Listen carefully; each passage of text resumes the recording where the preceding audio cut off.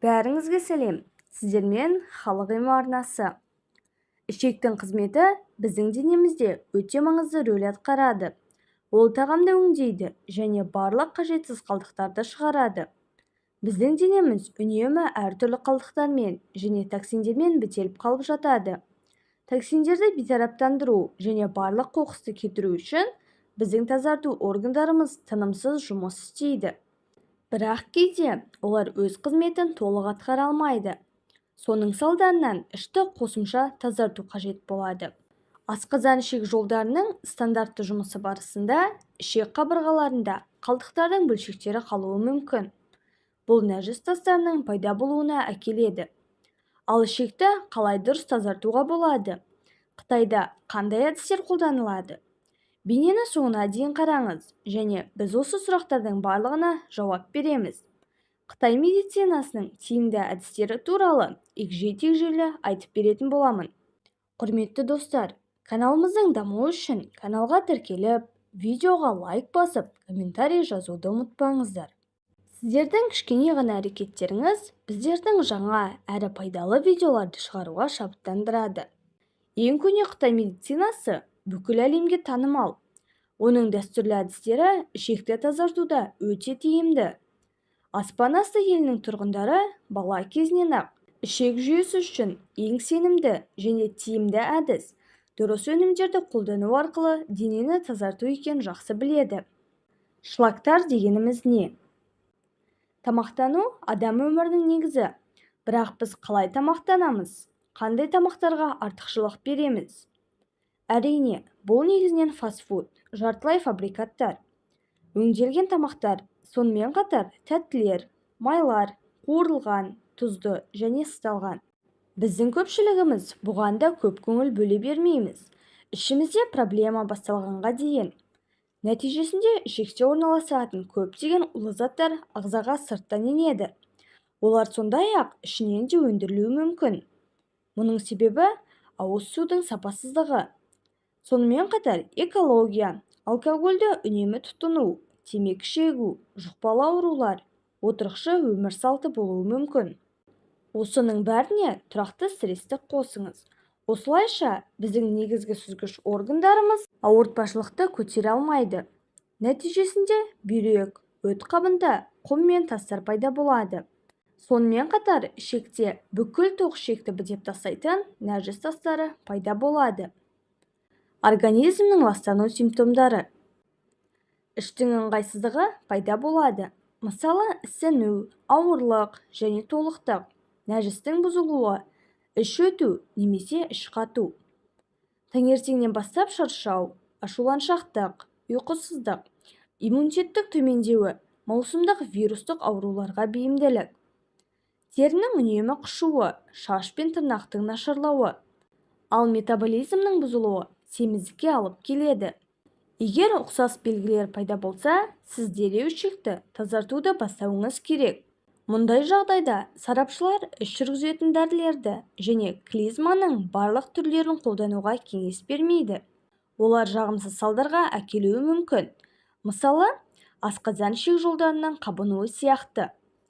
Ішекті тазартуға арналған тиімді 10 тағам. Қытай дәрігерлерінің әдісіне сәйкес табиғи және пайдалы қауіпсіз әрі ыңғайлы әдістер бар. Сіз ішекті тиімді тазартуға көмектесетін қарапайым және дәмді тағамдарды үнемі тұтынуыңыз керек. 1. Ламинария. Бұл балдар теңіз қырыққабаты деп аталады. Ол йодқа өте бай. Осының арқасында ол метаболизмді жақсартады. Майдың жоғалуына ықпал етеді және тамақ қалдықтарының ішек арқылы жұмсақ қозғалысын жақсартады. Бұл төмен калориялық өнім.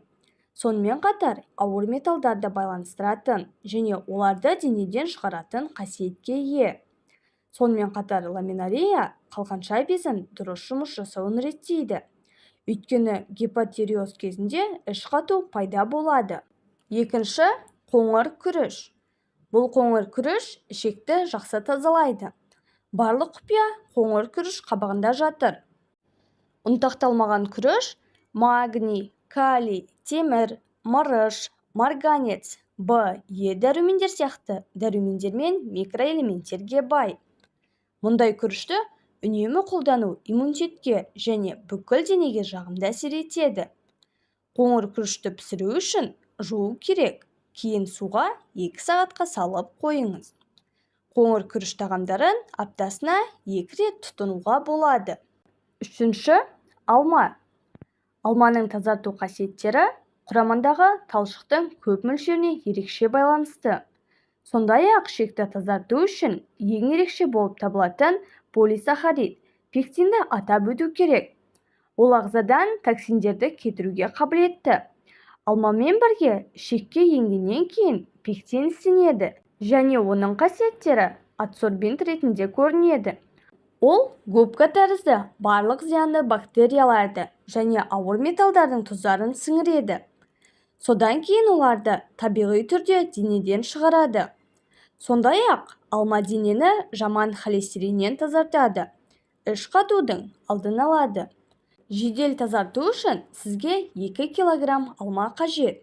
Егер сізде қышқылдық жоғары болса, тазалау үшін тәтті сорттарды қолдануға болады. Ең бастысы, сізге ұнайтын алмаларды таңдау керек. Өйткені оларды бір күн ішінде жеуге тура келеді. 2 кг алма 8 бөлікке бөлінеді. Одан әр 2 сағат сайын тұтыну керек. Біз таңғы 8-ден бастаймыз және кешкі 10-да аяқтауымыз керек. Күні бойы қантсыз шөп немесе көк шай, таза су және сәбіз шырынын ішуге рұқсат етіледі. Өйткені оның құрамында 80% қоректік заттар бар. Мұндай тазалаудың маңызды артықшылығы дәретханаға үнемі жүгірудің қажеті жоқ. Жемістердегі заттар ағзаға біртіндеп әсер етеді. Сондықтан нәжіс кенеттен оқыс оқиғаларсыз баяу жақсарады. Процедураны айына 2-3 рет қайталауға болады. Төртінші, сельдерей, яғни балдыркөк. Өсімдік тәбетті жақсартады және талшықтың арқасында ас қорытуға, метаболизмге және дәретке көмектеседі. Осылайша ішекті күшті тазартады және оны босаңсытады. Өз кезегінде талшықтың жеткілікті мөлшері тоқ ішектің қатерлі ісігі сияқты белгілі бір аурулардан қорғай алады. Бұдан басқа, талшық бұл ішектегі пайдалы бактериялардың тамақтануы. Олар денсаулықтың көптеген аспектілер үшін өте маңызды. Мысалы, қант диабеті мен семіздіктен қорғау. Балдыркөктің сіңіру процесінде көптеген антиоксиданттар түзіледі. Олардың бірі лигнин. Балдыркөк инфекциялармен күреседі. Жүрек пен бауырдың жұмысына көмектеседі. Қандағы қантты қалпына келтіреді. Жаман холестеринді төмендетеді. Жоғары қан қысымына көмектеседі. Балдыркөк су мен тұздың алмасуын жақсартатындықтан, оны ересек адамдарға қолдануға ұсынылады. Осылайша балдыркөк зәр қышқылын кетіре алады. Сондықтан подагра ауруынан қорғайды. Балдыркөкті термиялық өңдеу дәрумендердің жоғалуына әкелуі мүмкін екенін ескеру маңызды. Сондықтан оны шикідей тұтынуға немесе жаңа сығылған балдыркөк шырынын ішуге кеңес беріледі. Бесінші, жержаңғақ. Барлығына таныс және көпшілікке қолжетімді тағы бір өнім бұл жержаңғақ. Фитин қышқылын және фитеролдар сияқты заттардың арқасында ол ішектің жұмысын жақсартады. Қытайда жержаңғақ гарнир ретінде қайнатылады. Өйткені ол өте қоректі, жоғары калорияны ескере отырып, күніне аз мөлшерде жеуге кеңес беріледі. Алайда жержаңғақты аллергиясы бар адамдарға мүлде жеуге болмайды. Алтыншы, қызылша бұршағы немесе фасоль. Ол бұршақ тұқымдас өсімдік. Өсімдік ақуыз бен талшықтың маңызды көзі болып табылады.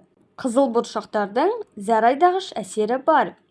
Осы қасиеттердің арқасында бұршақ бүйректің жұмысын жақсартады, ісінуді жояды. Сонымен қатар жоғары қысым мен жаман холестерин деңгейін төмендете алады. Жетінші, батат. Бұл тәтті картоптың екінші атауы. Ол батат.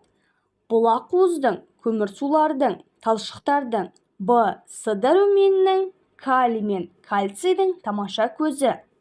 экзотикалық жеміс ас қорытуды қалпына келтіру үшін үлкен пайда алып келеді. Көкөністің құрамында диеталық талшық бар. Олар іш қатудың пайда болуына жол бермейді. Гастрит немесе жара кезінде қабыну және ауырсынуды тыныштандырады. 8. Көк шай. Барлығының сүйікті сусыны ішектерді тазартуға және ішек қабырғаларын жууға көмектеседі. Ол көптеген оларды бейтараптандырып қана қоймай, сонымен қатар никотиннің зиянды әсерін де азайтады. Антиоксиданттардың көп болуына байланысты метаболизмді қалыпқа келтіреді, артық холестеринді кетіреді және жасушалардың глюкозаны сіңіруін жақсартады. Көк шай осылайша ішекті тазартады және сонымен бірге қант диабеті мен атеросклероздың алдын алады. Зарайдағыш әсердің арқасында ол бүйректі де тазартады, ісінуден арылтады. 9. Қара өрік. Жемістің өте бай құрамы денені дәрумендермен, микроэлементтермен қанықтыруға мүмкіндік береді. Ол өте күшті антиоксидант.